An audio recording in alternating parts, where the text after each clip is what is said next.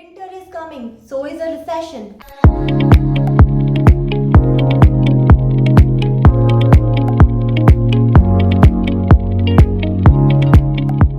And ऐसा मैं नहीं कह रही, some of the world's top business leaders and economic minds कह रहे हैं.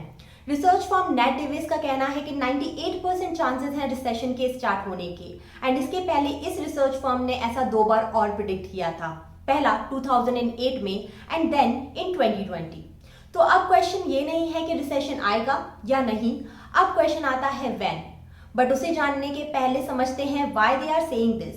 सो in this video I am going to tell you 5 signs जिनके बेसिस पे लोग रिसेशन को प्रिडिक्ट कर रहे हैं, and then we will talk about its impact on India and our strategy. So let's start with 5 की ट्रेंड्स. पहला है the mighty US dollar. We all know कि यूएस डॉलर एक इंपॉर्टेंट रोल प्ले करता है in global economy, and right now it is stronger than it's been in last 2 decades. But why? The simplest explanation comes back to Fed.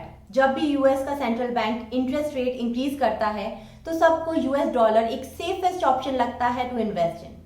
So you must be thinking कि US dollar के strong होने से मुझे क्या problem है. तो actually में strong dollar perk है for the people who are travelling abroad from US, but बाकी लोगों के लिए ये एक हेडेक है बिकॉज हम जो इम्पोर्ट करते हैं वो ज़्यादा एक्सपेंसिव हो जाता है. एंड ये रीज़न है जिसकी वजह से UK pound, China yuan and Japan yen की वैल्यू गिर रही है. प्लस डॉलर की स्ट्रेंथ बढ़ने से एक डीस्टेबलाइजिंग इफेक्ट क्रिएट हो रहा है in wall street and S&P 500 companies पे. मॉर्गन स्टैनली के एस्टिमेट के हिसाब से जब भी डॉलर इंडेक्स में 1% राइज होता है तो उसका 0.5% नेगेटिव इम्पैक्ट होता है S&P 500 अर्निंग. एंड अगर आने वाले टाइम में डॉलर और स्ट्रांग हुआ तो again it will create loss. Second point इसमें जो आता है वो है America's economic shocking. We all know कि इन्फ्लेशन के बढ़ने की वजह से प्राइसेस भी बढ़ते जा रहे हैं एंड ऐसा ऑलमोस्ट 1 साल से हो रहा है, बट नाउ उसका इम्पैक्ट दिखने लगा है. इन्फ्लेशन एंड जॉब अनसर्टेनिटी की वजह से now consumers are pulling back and central bank के इंटरेस्ट बढ़ाने की वजह से भी लोगों की परचेजिंग पावर पे असर पड़ रहा है एंड इसकी वजह से बिजनेसेस को भी स्ट्रगल करना पड़ रहा है.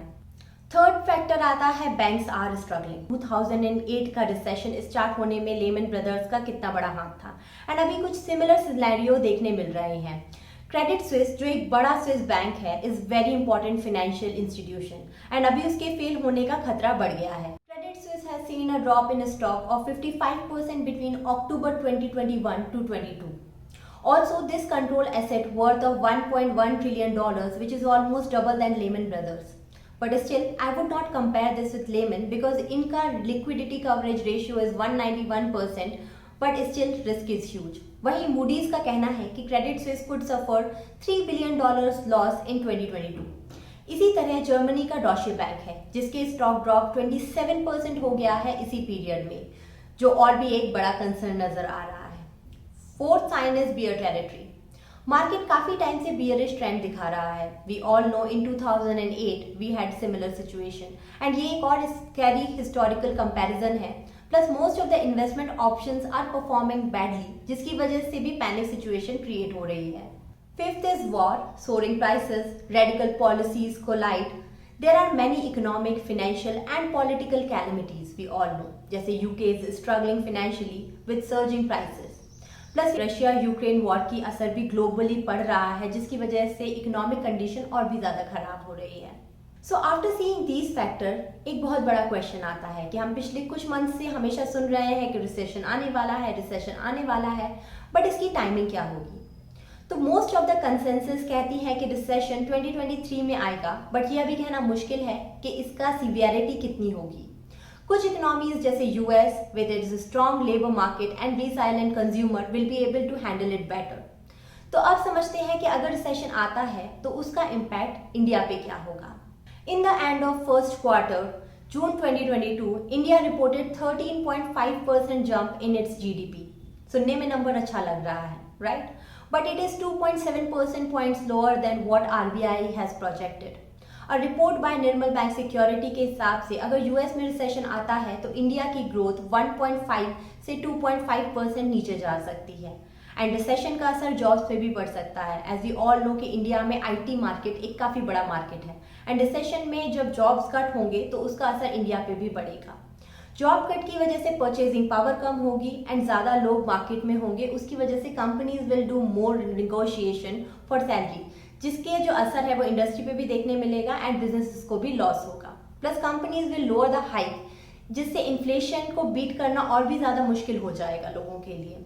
सो इस टाइम में हमारी स्ट्रेटजी क्या होनी चाहिए?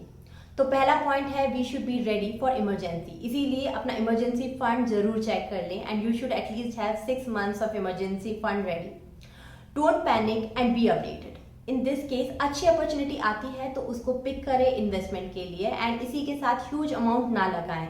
इफ़ यू आर इन्वेस्टिंग तो स्मॉल अमाउंट यूज़ करें एंड ये याद रखें कि actually this is a cycle, अगर रिसेशन आता भी है तो उसके बाद ग्रोथ अपॉर्चुनिटीज़ भी आएंगी। So what you think about recession? Let me know in the comment section and don't forget to subscribe to our YouTube channel. See you soon in next video.